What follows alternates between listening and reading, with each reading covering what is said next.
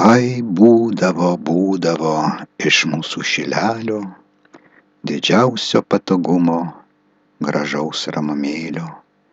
Ir tas visas ramumas po lietuvių dūšias, lyg lygumoj vėjelis po žoleles trašęs. Plaukydamas lingavo, tamsiom Vilniom tvino, dažnai miške lietuvis, ko verkia nežino. Tik junta dažniausiai, kad širdis neskaudžia, tik pilna pajautų labai ramiai griaudžia.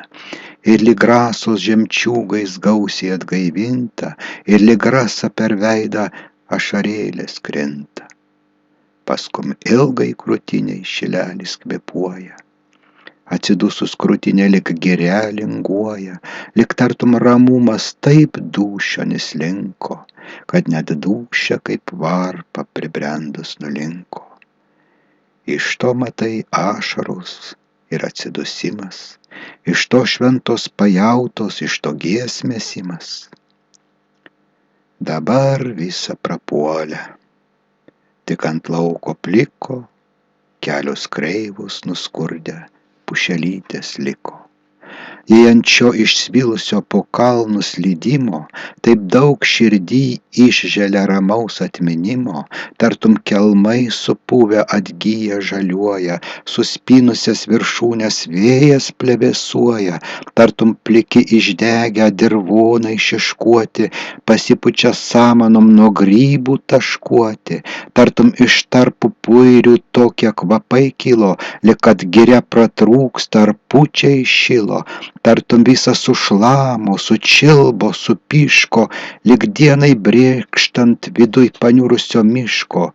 Jei ant šių plikų plotų, kai myslis užlyja, paminklai sužvaisytas šilelis atgyja, tai kokio bebūdavo iš seno šilelio, meilingo atminimo, gražaus ramumėlio, kai šie plotai apžėlę, apgriūti, aptemę, matydavau kelmuotą apylinkiai žemę, kai stuobriais sieksniais drūti, amžiais įrietėję, valik kalbos senelių perėjos kišėję, iš kurių žymų buvę, kad girių čia snausta, tankus iš viršaus stogas viršūnėm suausta, ir netil pulkais meškos ir šernai perėta, bet tankumos tarp raistų ir žėbriai turėta. Kur dabar šilelis, buvę miškai šventi, kažin kodėl senobei visiškai išskinti, maž ir vierą įvedęs jagielą išskynė, kad jau nebetarnautų dievaičiams tėvynė. Paskum po šias pakalnes ant seno stobryno buvę pušys suaugę nuo metų šimtyno, tankios, aukštos, ligutės, geltonos kaip žvakės, viršūnės esą ūžė ir liemenys plakės. Dar atmena seneliai po šituos smėlynus senobių palikimo gražius ąžuolynus. Liekni augę kaip nendrės, žaliavę kaip rūtos, šaknys, liemenys, šakos ir viršūnės drūtos. Švesti Lietuvos medžiai nejautę nuo galio, rausvasai žiemos lapas sulaukdavęs žalio. Žilė buvę kaip seniai, samanom apaugę, stipri buvę ir stambus kaip vyrai suaugę, vėžlyvi ir gražūs kaip mūsų jaunimas. Paskui ilgai šiurpsojas stuobriuotas leidimas. Nuo puntuko lik šlaviai ąžuolų daugybę laikę žmonės lik kokią didžią šventenybę. Gyvendami vienybei dievaičiams įtikę, kurie daugel paminklų po miškus palikę, nešęs velnios akmenį didumo kaip gryčios ir sudaužyt norėjęs anykščių bažnyčios arba užuverst upės, bet kaip tik išvydęs ąžuolyną pašvęstą ir gaidys pragydęs, tuoj iš nagų paleidęs ir smėlin įmušęs, net žemė sudrebėjus, senos griuvę pušys, paskum ant jų lietuviai dovanas kūrenę, kad juos dievai apsaugo ir dengia ir penė. Ir šitos čėsos, nors žemė arklais nugalasta, daug puntuke ąžuolo kelmų tebepūsta. Ėdadujant prie kelio dabar tebestovi, Viršūnės dar žaliuoja, nors jau šakos džiovi, šienavoja juos žmonės, nei ratais netranko, tūlas ligos suspaustas iš įžodžio lanko. Po lygumas ir slėnius traukiasi slėpynas, kai kur gojais apžėlęs, kai kur viškai grynas, boluodavęs per vasarą gelsvų žiedų pieno, uždavęs bičių spiečiais, dvelkęs medum vieno ir visiems žmonėms meilus ir patogus buvęs ir laimėtinas visas kaip tikras lietuvis. Žiedais bites penėjęs, saldų medų daręs, ligas visas lietuvių su prakaitu varęs, roną su brazdais gydęs, vočių traukęs ugnį, iš liemenio dėl staunių ir lentas ir dugnį, iš karnų davęs vyžas dėl mūsų autuvo ir nei šakelėse sadikai nepražuvo, dirbę karbijas, lankus arba tvėrę tvoras, nuo šaknies lik viršūniai buvęs visas doras. Kai kur skroblynai buvę, bet skroblius išnyko. Tik skroblinės torielkos dar kur nekur liko, kai kur buvę visokių gan navatnų medžių ir su žiedais skujuotų, lapuotų, bežiedžių, tropnais vardais žiniuonis tuos medžius vadinę, visus auklėja žmonės, ne visus pažinę. Tai toks miškas traukėsis per Lietuvos žemę. Visi plotai žaliavę pavėnę aptemę, visos buvo viršūnės vienybėn suspynę, kaip lietuvnikų širdys į vieną tėvynę. Ei, lietuviai su medžiais vis gado įgyvenę, jaunystėj pasižinę ir draugiai pasenę.